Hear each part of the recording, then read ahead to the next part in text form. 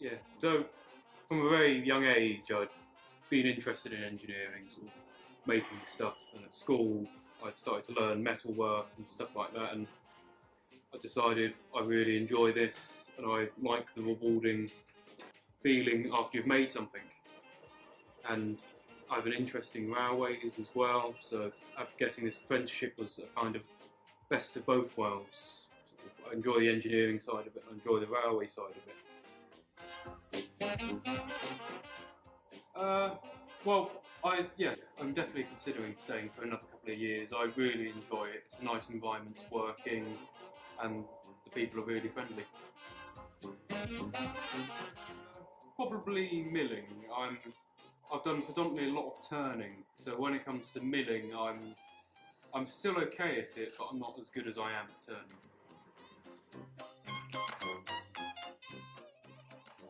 Well, every part I make is different. There's a lot of different skills you might need to make a part. So normally you'd look at the drawing. You'd look at the drawing and decide which machines need to be used. If it's a cylindrical part like this on the lathe, you'd use a lathe to turn it. But if it's a square part or it's difficult to hold on a lathe, you'd use a mill. So the lathe rotates the part round, and you have a different variety of tools that you use to remove metal, and you can do all sorts. You can do screw cutting, boring, facing, shouldering, all sorts. The bore's getting almost to finished size now, so the next cut I'll take will be at a slower feed rate to get a better finish, and I'll only go in probably about 5 or 10 mil, measure it, make sure it's the right diameter, and then cut the final bore once I know it's cutting the correct size.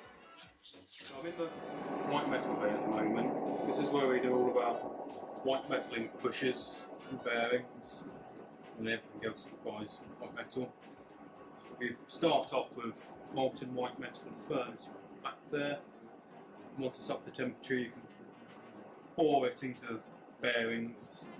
You stick it over this spike so you have a hollow cavity in the centre, and then you pour the white metal and it sticks, and it'll look something like that once it's finished. And then once I'm done with it in the machine shop, it'll look something similar to that.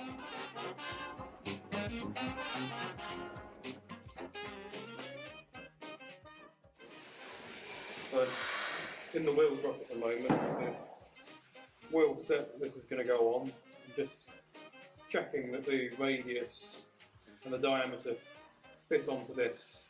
I put some engineer's glue on the radius to check that it's not rubbing against the radius there.